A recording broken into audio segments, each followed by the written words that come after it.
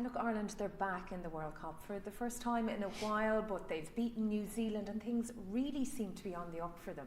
Yeah, they are. Obviously, Scott Bemand has come in and done a great job. I was part of the Rugby World Cup board back in the last cycle, and it felt really weird to be down at the Women's World Cup in New Zealand in 22 with no Irish team down there. So it feels that things have been put right. Obviously, there's a lot of water under the bridge with letters to government, and I think the reaction from the IRFU, and particularly Kevin Potts, the new CEO, or he's been in the role a few years now. I think he's really listened to the concerns around where the women's game was going and kind of putting that right. And so I think there's a clear plan on the direction of the female game, the women's game.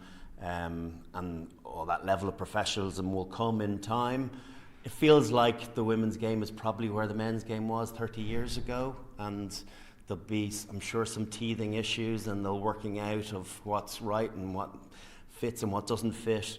But first and foremost, there's a lot of focus going to go into this tournament and hopefully doing as well as they possibly can. They've managed to get to a World Cup semi-final in the past, so can they do that again? Can they?